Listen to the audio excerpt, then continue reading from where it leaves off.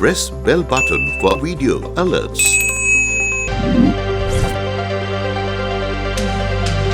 Hello viewers, this is J.Bala Krishna before you. Fine, now after watching this video, you will learn about the word here, H-E-A-R, here. How to use this word with gerund. Now what is gerund? It is an ing form which does not indicate any tense. We call it non-finite verb in English language. Now that is not your job to know all those details. Then what is your job? Your job is how to make beautiful sentences, grammatically correct sentences by using these two people. Then why to wait? We are going to make the things as usual very easy for you by making it as simple as possible. Now this is one such commonly used word by all of us every day. Here, here, here. This is the part. This is the one which does this job here.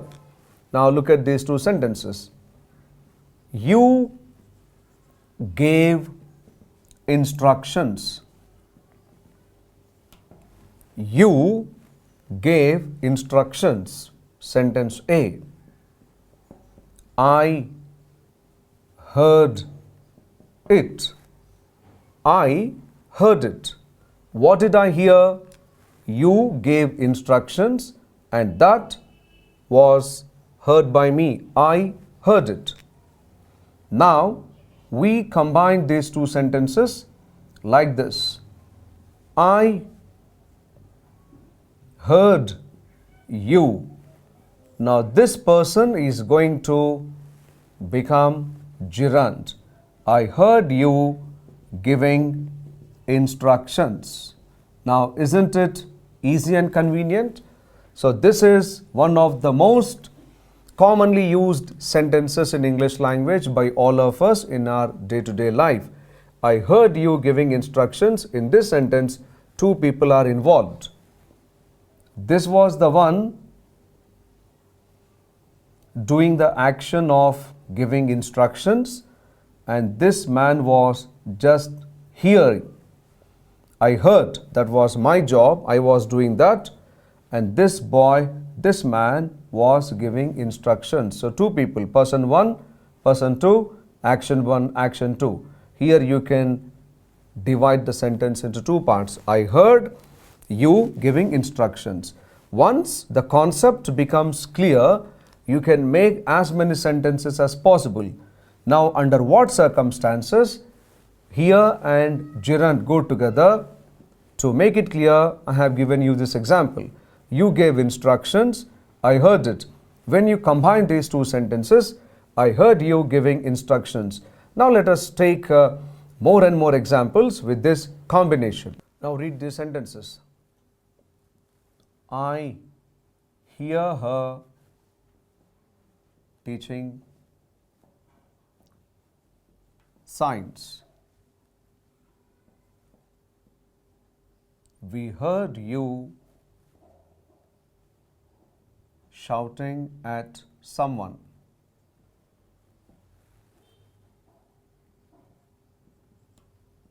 He often hears her chanting some lines.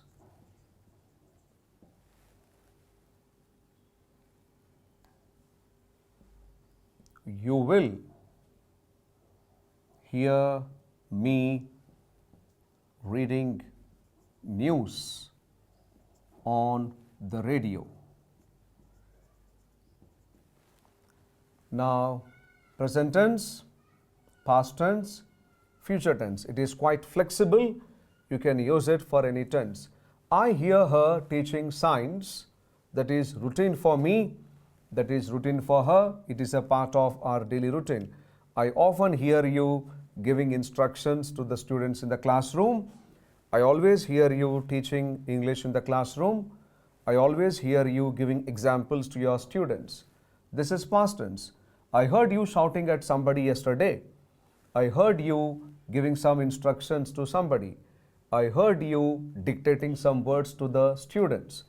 He often hears, third person singular, so S form. He often hears her chanting some lines.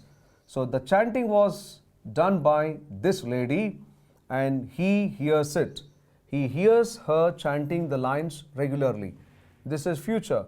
Very soon you will hear me reading news on the radio. Tomorrow you may hear me declaring some news.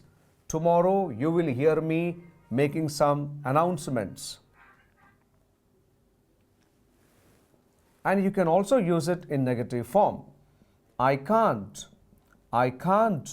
hear you singing. Oh God, then you must be a very horrible singer.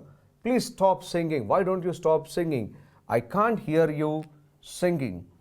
I could not hear him giving instructions. This is past.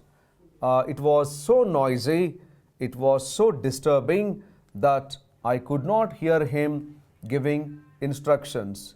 The teacher is talking like this in the classroom. I should not hear anybody making noise. Fine, then you make noise silently. I should not hear anybody making noise in the classroom.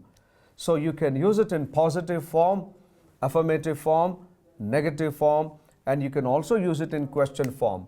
Have you heard anybody shouting at that girl? Did you hear anybody making some comments? Have you heard anybody beating the drums? Did you hear anybody singing some song? When did you hear Ram giving instructions? When did you hear Anil giving instructions? When did you hear Sai giving the examples? You can use it as auxiliary question and WH question. So this is the way of using here. So first subject, then here, HEAR. After that, you have to keep a noun or pronoun, then the gerund part here. These are the four things we need to make meaningful sentences. I hear you singing. I heard you singing. I will hear, can hear, may hear, must hear, should hear you singing. Do you hear me singing? Don't you hear me singing? Did you hear anybody singing? Didn't you hear anybody singing?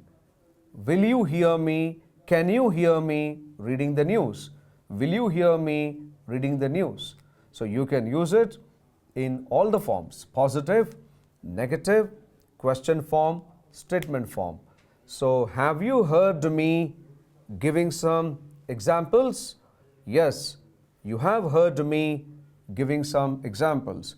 Have you heard me giving some sentences? Yes, you have heard me giving some sentences. I have heard you giving some examples in English language. So friends, in this video we have learnt how to make sentence with the word here by using gerund in it.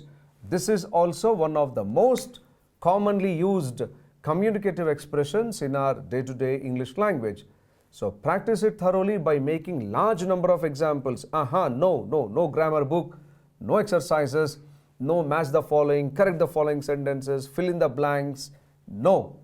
Learn the concept, think. Trust your own mind, not the grammar book.